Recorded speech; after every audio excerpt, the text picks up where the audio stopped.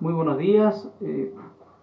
Bueno, hoy me ha tocado compartir con ustedes la palabra del Señor, eh, pero antes que podamos partir con la palabra, quisiera también dar algunas recomendaciones, que, como las que ha dado la autoridad en estos tiempos de pandemia, como las que ha dado el gobierno, ¿cierto? Y las autoridades también locales, eh, el hecho de poder salir con mascarillas, el hecho de lavarse las manos, ¿cierto? Con agua y con jabón cada vez que usted sale a algún lugar, ¿cierto?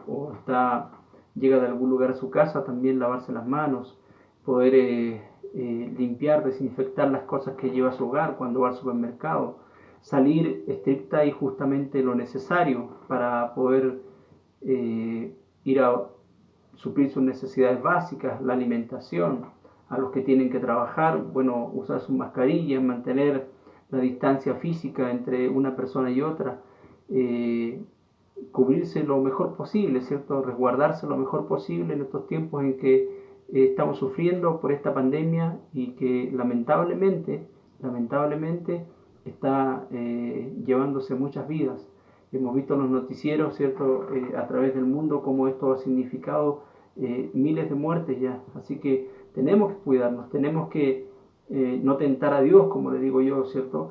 Tenemos que tener los resguardos necesarios para que no terminemos nosotros, ¿cierto?, siendo afectados, o nuestra familia, o nuestros seres queridos, nuestros ancianos, las personas que tenemos ancianos en nuestras casas, tenemos que cuidarlos. Así que el llamado, por supuesto, es a cuidarse y a estar en los hogares, ¿cierto?, lo más posible, no salir por cualquier circunstancia, no hacer fiestas, ¿cierto?, con mucha gente en sus hogares. Si va a hacer algo, hágalo con la gente que está en su casa, con su núcleo familiar, ¿cierto?, los que viven constantemente, siempre en su hogar, no con otras personas. Así que ese es el llamado de Dios también a que nos cuidemos, a que seamos parte de los que nos cuidamos para cuidar a otros. Vamos a comenzar, ¿cierto?, entonces con la palabra del Señor en este día, y quisiera darles a conocer algunos aspectos, ¿cierto?, que yo he visto en este tiempo, que son netamente del corazón humano. Este título, esta prédica se llama El corazón, los enemigos y los peligros que enfrenta. Sobre toda cosa guardada, guarda tu corazón. Cada día nos vemos envueltos en diferentes circunstancias, las que enfrentamos y reaccionamos diferente a cada una de ellas. Pueden ser circunstancias positivas, negativas, ¿cierto? Pueden ser circunstancias buenas, malas, felices, tristes, y reaccionamos a cada una de ellas de acuerdo a la condición de nuestro propio corazón. A veces ya estamos condicionados, ¿cierto?, a la situación que enfrentamos. Todas las respuestas a cada circunstancia, a cada tesitura de la vida, la tenemos en nuestro propio corazón. Por lo tanto, ¿cierto?, también las podemos cambiar porque están en nuestro corazón, y la Escritura dice que Dios también está en nuestro corazón, y podemos cambiar la forma en que nosotros respondemos a cada circunstancia. Entonces es necesario que también conozcamos la manera correcta de responder a estas circunstancias, que conozcamos la manera correcta de responder a estas circunstancias, esta manera correcta de responder a estas circunstancias, de responder a estos enemigos que enfrentamos cada día, y que quizás uno no tiene uno, puede tener otro enemigo, ¿cierto? Las luchas que yo tengo, tú las puedes o no las puedes tener, puedes tener otro tipo de luchas. Entonces es necesario responder a estas circunstancias de la vida de la manera definida en la palabra de Dios. Hay muchos peligros que enfrentamos, hay muchas situaciones, hay muchos enemigos, y a cada uno de ellos nosotros debemos darle una respuesta bíblica. Jesús le dice a los discípulos, ¿cierto? No es lo que entra al hombre lo que sale, ¿cierto?, lo que contamina, sino lo que sale de él, porque del corazón procede. ¿Cuáles son estos peligros, estos enemigos que enfrentamos? Jeremías 17:9 dice lo siguiente: engañoso es el corazón más que todas las cosas, ¿quién lo conocerá? Engañoso es el corazón y perverso, dice, más que todas las cosas. ¿Quién lo conocerá? Yo, el Señor, que escudriño la mente y pruebo el corazón para dar a cada uno según sea su camino, según el fruto de sus obras. Engañoso y perverso es el corazón, ¿quién lo conocerá? Solo para colocar en contexto la condición del corazón humano. Perverso significa persona que obra con mucha maldad y lo hace consciente y disfrutando de ello. Engañoso, que engaña e induce al engaño. Respondiendo Pedro, le dijo al Señor, explícanos estas parábolas. Jesús le dijo, ¿también vosotros estáis o sois aún sin entendimiento? ¿No entendéis que todo lo que entra en la boca va al vientre y es echado a la letrina, al baño? Pero lo que sale del corazón, de la boca, del corazón sale, y esto contamina al hombre. Porque del corazón salen los malos pensamientos, los homicidios, los adulterios, las fornicaciones, los hurtos, los falsos testimonios, las blasfemias. Estas cosas son las que contaminan al hombre, pero no el comer con las manos sin lavar. Entonces ya le dimos una vuelta al corazón, ¿cierto? ¿De dónde proceden los malos deseos, los malos pensamientos, ¿cierto? Del corazón. Engañoso y perverso es el corazón más que todas las cosas. ¿Quién lo conocerá? Yo, el Señor, dice, el Señor conoce nuestros corazones. El Señor conoce tu corazón. Algunos de estos peligros que nosotros enfrentamos, algunos peligros que tú estás enfrentando quizás, un peligro o un enemigo, ¿cierto? Es la culpabilidad. El hombre tiene una deuda porque hizo algo malo. La culpabilidad viene de haber quebrantado un mandamiento de Dios, y para aquellos que no conocen los mandamientos de Dios, viene de haber quebrantado sus conciencias, viene de haber quebrantado sus propias conciencias, lo que le dictaba su sentido común, lo que le dictaba su conciencia. Has robado, has mentido, has odiado, has tenido ese sentido de superioridad, ¿cierto? De que eres superior a los demás, mejor que el resto, y se lo enrostras a otros. ¿Cuántos han faltado a sus votos matrimoniales, permitiendo el engaño, la mentira, el adulterio? Han dañado a sus hijos, sus esposas, a sus familias. ¿Cuántos se han dejado llevar por los vicios y han perdido familias, trabajos? ¿Cuántos están preocupados más de sus trabajos que de sus más cercanos, ¿cierto? Que de sus familiares, y emocionalmente los han abandonado? ¿Cuántos otros han abandonado a su esposa, a sus hijos, porque no pudieron sobrellevar la responsabilidad de tenerlos? ¿Cuántos han sido de los que abusaron, siendo malos padres, malos hijos, malos amigos, malos trabajadores, y han hecho sufrir a los que confiaban en ellos y debían cuidar, y debían proteger, y debían mostrar fidelidad? ¿Cuántos otros nunca quisieron asumir su responsabilidad y hoy están solos y tristes y se sienten cansados, se sienten agobiados, se sienten culpables? Todas estas cosas han traído con el pasar del tiempo culpabilidad. Los culpables, o los que se sienten culpables por no haberlo hecho bien, porque se fallaron primeramente a sí mismos, les fallaron a los que amaban. Los que fallaron se sienten como personas sin valor, han perdido el valor de la vida. La culpabilidad detiene al hombre y a la mujer, los estanca, no les deja avanzar, les quita su autoestima, deteriora sus relaciones interpersonales, produce un sentimiento de conmiseración que no los deja cambiar. Para la psicología, por último, la culpa es una acción u omisión que genera un sentimiento de responsabilidad por un daño causado, siendo que por mi culpa mi hija sufrió demasiado. En la Biblia, en el Antiguo Testamento, dice que la culpa generaba consecuencias de maldición y de dolor a aquellos que hacían lo malo y que habían quebrantado la ley de Dios. Y debían ir cada vez al templo a ofrecer un holocausto a Dios para ser librados de esta culpa.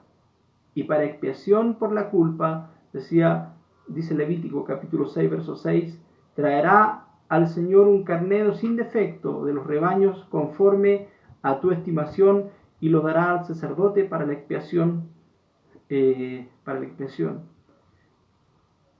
Levítico 7:7, como el sacrificio por el pecado, así es el sacrificio por la culpa, una misma ley para los dos. Será el sacerdote quien hiciere la expiación por ella o con ella. Pero para nosotros, ahora, ¿cierto? Antes tendríamos que habernos presentado de esta manera. Hoy podemos presentarnos de una manera diferente. Hoy para nosotros podemos presentarnos y clamar a Dios y decir que si confesamos nuestros pecados, Él es fiel y justo para perdonar nuestros pecados y para limpiarnos de toda maldad. Primera de Juan capítulo 1, verso 9. En el Antiguo Testamento tenías que llevar un animal necesariamente para quitar la culpa. Hoy el sacrificio de Jesús en la cruz es suficiente para que seamos libres de la culpa. Podemos levantar o puedes levantar tus manos al cielo y buscar la misericordia de Dios, que Él puede no solo quitar tu culpa, sino también restaurar tu vida a tu alrededor y nunca más volverás a sentir esa carga de culpabilidad por tus acciones. Y además tendrás la fuerza, la valentía para transformarte en un restaurador de relaciones rotas, en un hombre y una mujer transformado. El corazón y los peligros que enfrenta. Sobre toda cosa guardada, guarda tu corazón, porque de él mana la vida. Otro de estos enemigos que enfrentamos es la ira. Según la RAE, la ira es un sentimiento de indignación que causa enojo, apetito o deseo de venganza. Es una repetición de actos de saña, de encono o venganza. Hoy en día vemos con mucho dolor que la ira está reinando en muchos corazones. El ser humano cada día está más enojón, más molesto, más airado, o como diríamos los chilenos, mechitas cortas. Cualquier cosa les hace estallar en ira, en esa ira que llevan dentro. A veces la más mínima provocación. La ira es señal de que algo te quitaron, de que algo te falta, algo se te debe. Es una herida difícil de cerrar, tan grave que puede llevarte a la reacción más enajenada, más impredecible. Los asesinatos han sido cometidos por ira. La violencia, ¿cierto?, es por la ira. Las palabras hirientes, la venganza, el resentimiento, la falta de perdón, vienen por causa de la ira que está dentro del propio corazón humano. En Génesis capítulo 4, del verso 3 al 8, y aconteció andando el tiempo que Caín trajo del fruto de la tierra una ofrenda al Señor, y Abel trajo también de los primogénitos de sus ovejas, de lo más gordo de ellas. Y miró el Señor con agrado a Abel y a su ofrenda, pero no miró con agrado a Caín y a la ofrenda suya, y se ensañó, se airó Caín en gran manera, y decayó su semblante. Entonces el Señor le dijo: Caín, ¿por qué te has ensañado? ¿Por qué ha decaído tu semblante? Si bien hicieres, no serás enaltecido, y si no hicieres bien, el pecado está a la puerta. Con todo esto, a ti será su deseo, y tú te enseñorearás de él. Y dijo Caín a su hermano Abel: salgamos al campo. Y aconteció que estando ellos en el campo, Caín se levantó contra su hermano Abel y lo mató. Un sentimiento, la ira dentro del corazón. De este ejemplo podemos deducir hasta qué punto puede llegar el enojo, la ira, el encono contra alguien. Pero también hay un pasaje en las Escrituras en el Nuevo Testamento, en la carta del apóstol San Pablo a los Efesios, que nos dice lo siguiente, capítulo 2, verso 1 al 5. y Él os dio vida a vosotros cuando estabais muertos en vuestros delitos y pecados, y en los cuales anduvisteis en otro tiempo, siguiendo la corriente de este mundo, conforme al príncipe de la potestad del aire, el espíritu que ahora opera en los hijos de desobediencia, entre los cuales también todos nosotros vivimos en otro tiempo los deseos de nuestra carne, haciendo la voluntad de la carne y de los pensamientos, y éramos por naturaleza hijos de ira, lo mismo que los demás. Pero Dios, que es rico en misericordia, por su gran amor con que nos amó, dice, aún estando nosotros muertos en nuestros pecados, nos dio vida juntamente con Cristo. Por gracia sois salvos. La ira puede ser resuelta no en nosotros, solo por Dios. La ira puede ser resuelta en nosotros solo por Dios. Antes éramos por naturaleza hijos de ira. Ahora podemos ser hijos de Dios y ser libres de la ira por la gracia y la misericordia de Dios. Entreguémosle esa ira a Dios. Entreguémosle nuestro corazón a Dios.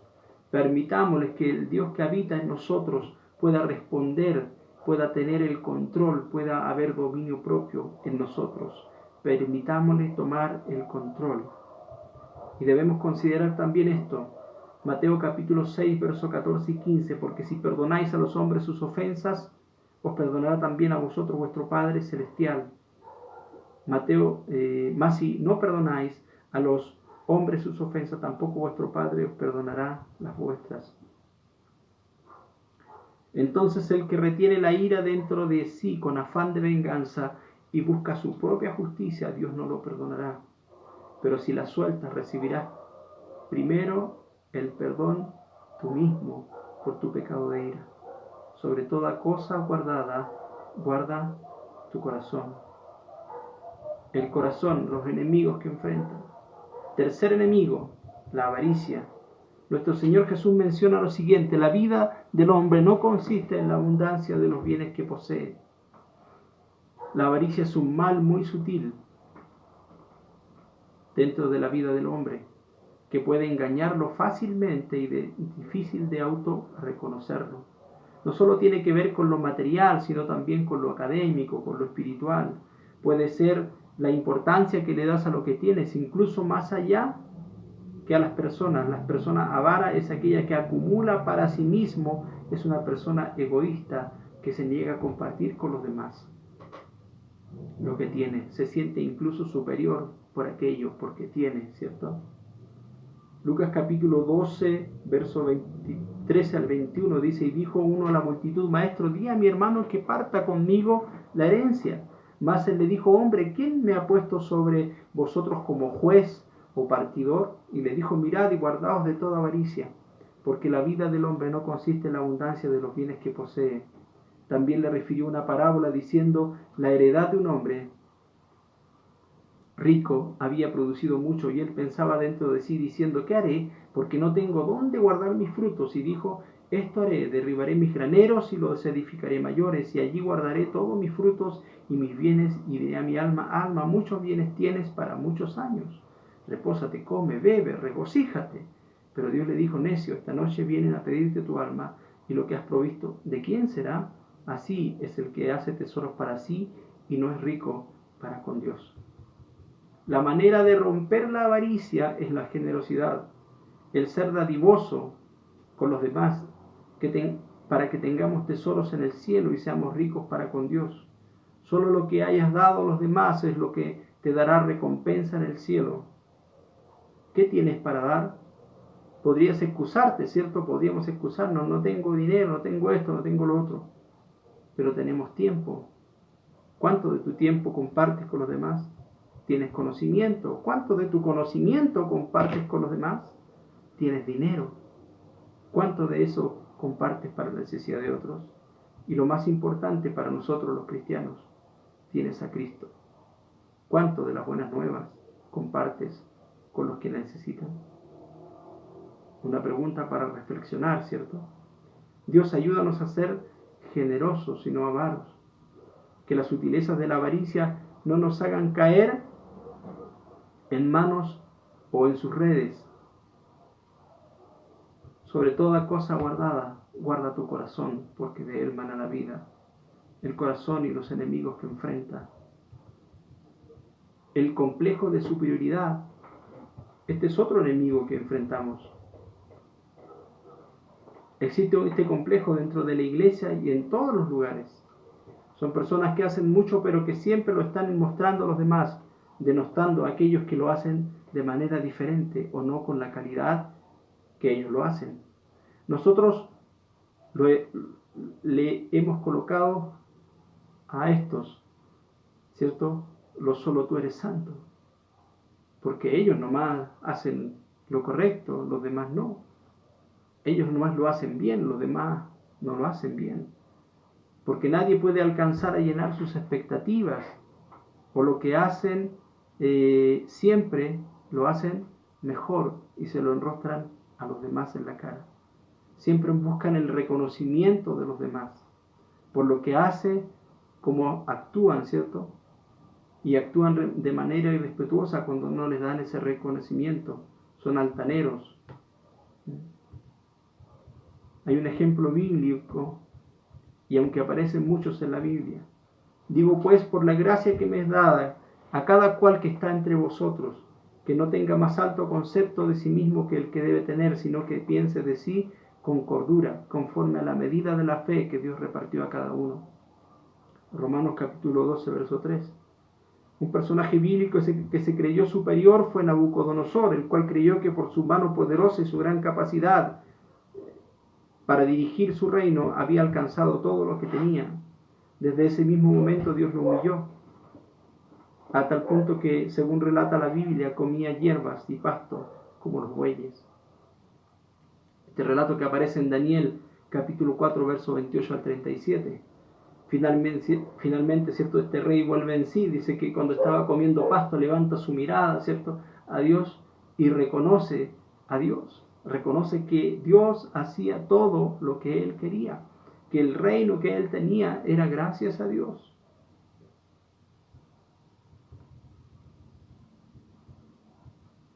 Tenemos que entender algo. A lo mejor Dios nos ha dotado de capacidades, ¿cierto?, especiales para llevar a cabo algunas tareas en la iglesia. Pero eso no quiere decir que miremos en menos a los demás. Puede ser que tú seas de gran bendición para tu ministerio o para el ministerio, pero tampoco quiere decir que el día que tú no estés, el ministerio se termine. Debes saber conllevar las virtudes que Dios te ha dado de la mano con la humildad, pues el corazón de Dios se alegra cuando somos humildes. ¿Ah? Dios al orgulloso lo mira de lejos, pero está cercano a los humildes. Una persona con complejo de superioridad será una persona que verá a los demás como menores a él, que creerá que todo lo sabe y que todo lo puede, pero lejos de todo eso debería entender que esa actitud es reprobada por Dios. Al mismo apóstol Pablo decía que él podría vanagloriarse de muchas cosas, pero no lo hacía. Al contrario, él mismo reprendía a los filipenses a que no se vanagloriaran, ¿cierto? Filipenses capítulo 2, verso 1 al 11. Nada hagáis por rivalidad ni por vanagloria, sino con humildad, considerando los unos a los otros como superiores a vosotros mismos, no mirando cada cual a su prójimo, a su propio interés, sino también por el de los demás. Considerad entre vosotros lo que hubo también en Cristo Jesús, el cual, existiendo en forma de Dios, no quiso por usurpación ser igual a Dios, sino que se despojó a sí mismo, tomando forma de siervo, hecho semejante a los hombres, y hallándose en la condición de hombre, se humilló a sí mismo al hacerse obediente hasta la muerte y muerte de cruz, por lo cual Dios también lo exaltó hasta lo sumo y le dio un nombre que es sobre todo nombre, para que en el nombre de Jesús se doble toda rodilla de los que están en los cielos y en la tierra y debajo de la tierra, y toda lengua confiese que Jesucristo es el Señor, para gloria de Dios Padre. La pregunta aquí sería, ¿por qué haces lo que haces? ¿Buscas reconocimiento o buscas servir a Dios? ¿Qué es lo que motiva tu servicio, tu vanidad o tu fe que agrada a Dios? Sobre toda cosa guardada, guarda tu corazón, porque de él mana la vida. Este último enemigo que voy a mencionar es la envidia. Finalmente, este otro enemigo que está en el corazón del ser humano y que puede causar estragos en sus relaciones con los demás: la envidia, la codicia. Es un peligro para nuestras vidas, que pues nos hace desear lo que es de otros, sin vivir en contentamiento con lo que tenemos, y tampoco nos permite alcanzar nuestros propios anhelos. Decimos que la envidia es aquel sentimiento o estado mental en el cual existe dolor o desdicha por no poseer uno mismo lo que tiene el otro, sean bienes, sean cualidades superiores u otra clase de cosas. La envidia se manifiesta de diferentes maneras. Cuando empiezas a codiciar el éxito de otros porque él es exitoso y yo no, cuando envidias las oportunidades que otros tienen, cuando envidias la casa que tu vecino tiene, cuando envidias la familia de tu vecino, cuando alguien es promovido en tu trabajo y tú no, cuando te pagan menos que a tu compañero y haces el mismo trabajo, puedes llegar a ser envidioso para con él. Cuando en la iglesia no eres considerado como tu hermano ministerialmente y en los servicios, cuando en cada situación te comportas deseando lo ajeno. Ahora todos deseamos que nos vaya bien en la vida, y es cierto, y tener éxito, pero un envidioso tiene algunas actitudes que le hacen particularmente una persona destructiva. Le quita el mérito a tus logros, te critica con los demás, está contigo y va a todas según él, pero cuando lo necesitas no está. Es una persona frustrada con el éxito de los demás, pero trata de que nadie lo sepa. Siempre está tratando de dividir a las personas a su alrededor. Es una persona chismosa, lleva y trae comentarios malos o tergiversados. En el libro de Proverbios 14, capítulo 14, verso 30, nos dice lo siguiente: el corazón apacible es vida a la carne, mas la envidia es carcoma a los huesos. Proverbios 27, 4, cruel es la ira e impetuoso el furor, mas ¿quién podrá sostenerse delante de la envidia? Es terrible. Hay cosas que destruyen, pero la envidia es altamente destructiva para el envidioso y para el envidiado. La envidia puede hacer que tu vida sea miserable, porque pierdes el enfoque y no te esfuerzas en alcanzar tus propias metas, sino que pierdes el tiempo buscando lo que tú crees que deberías tener o se te debe.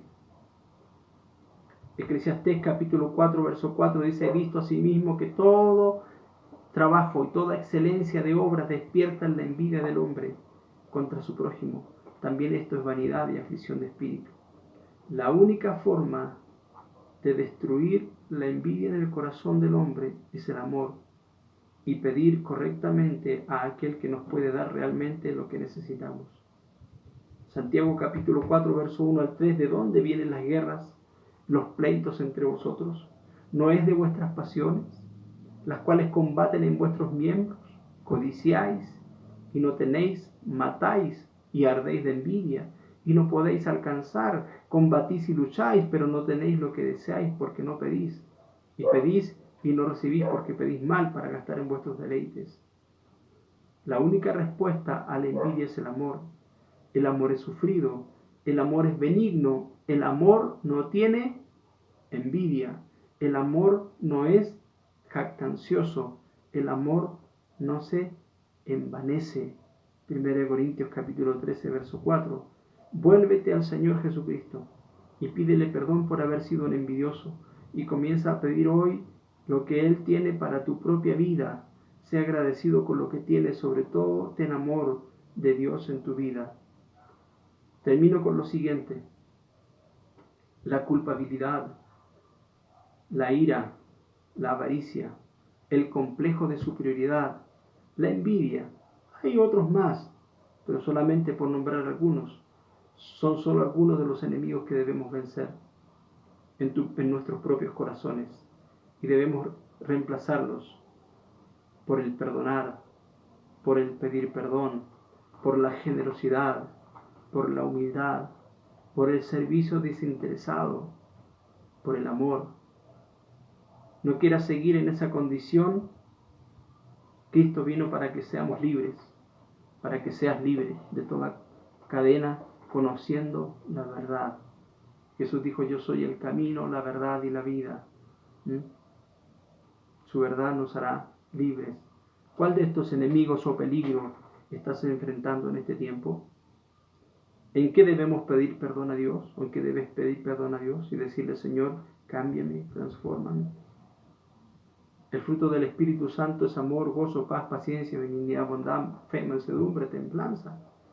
¿Cómo está actuando en nuestra vida? ¿O cuántos de estos frutos, o cuánto de este fruto está siendo formado en nosotros?